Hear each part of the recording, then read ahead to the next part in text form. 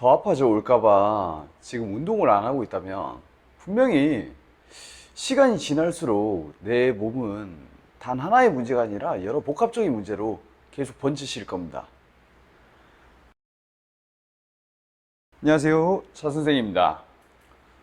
자, 우리가 흔히들 괜히 내가 움직이면 그리고 활동을 하면은 더 아플까봐 그리고 더 아프기 때문에 안 움직이시는 분들이 정말 많으신데 그렇게 자꾸 안 움직이시면은 통증은 더 증가돼요.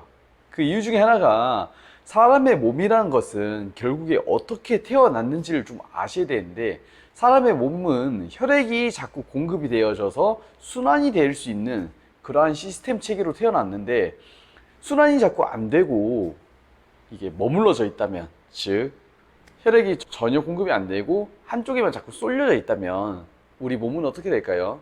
당연히 문제를 일으키겠죠. 이거는 뭐 여러 영상들 그리고 제가 아니라도 다른 영상들에서 이미 많이 다루어졌기 때문에 요거에 대해서는 조금 생략을 하고 간단하게 좀 설명을 드릴게요.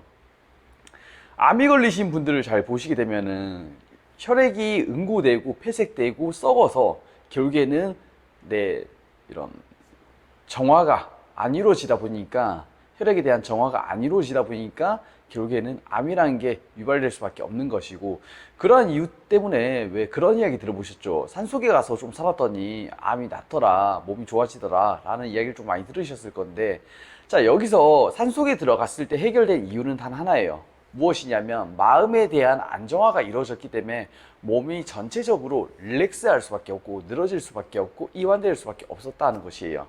자, 이 말을 반대로 입어서 설명을 좀 드리자면 결국에 저희가 살고 있는 이 현대판 사회에서는 계속 긴장 속에 살아가고 있고요.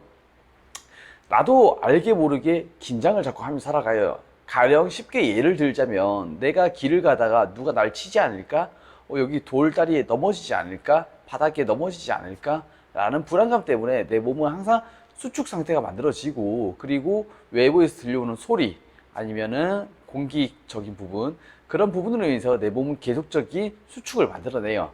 자, 아무쪼록 이 이야기를 드리고자 했던 건 아닌데 조금 엇나갔는데, 다시 본론으로 돌아와서 결국에 사람이란 동물은 움직이면 움직일수록 근육을 활성화시킬 수밖에 없고요. 근육이 활성화되면 혈액이 자꾸 돌고 돌게 돼요.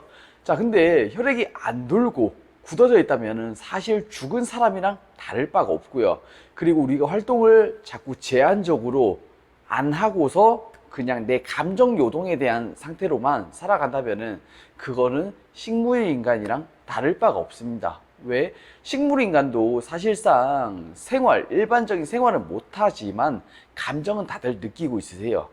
하지만 우리 일반적인 사람들, 이렇게 움직이실 수 있는 분들 같은 경우는 감정에 대한 상태도 당연히 작동이 되어지고요.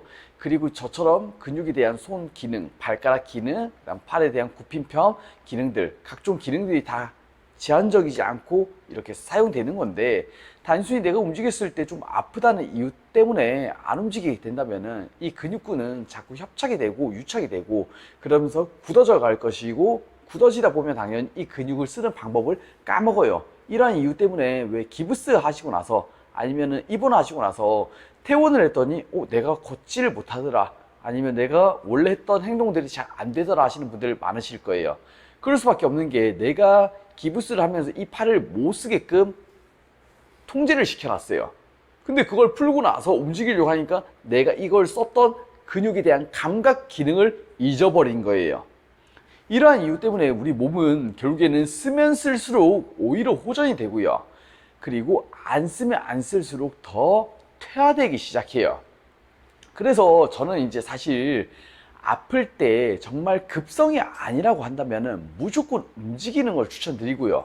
반대로 의사분들께서 아프시니까 움직이지 마세요 라고 하는 이야기는 사실 저는 좀 역설되지 않았나 라고 생각하는 입장 중에 한 사람이고, 사람의 몸이란 것은 움직이지 않고 그냥 쉬어주면은 어느 정도 자연 회복은 되겠지만 그 시간이 지나서 어차피 다시 움직여야지만 사람은 완전 회복을 만들어질 수밖에 없습니다.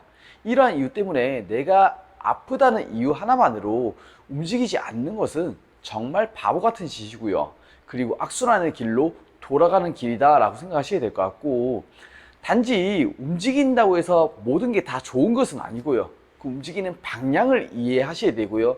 그리고 그 근육이 움직이는 결을 이해하셔야 돼요. 가령 쉽게 설명드려서 팔이란 친구, 즉 전완근이랑 친구와 이두란 친구는 결국에 접는 근육군이에요.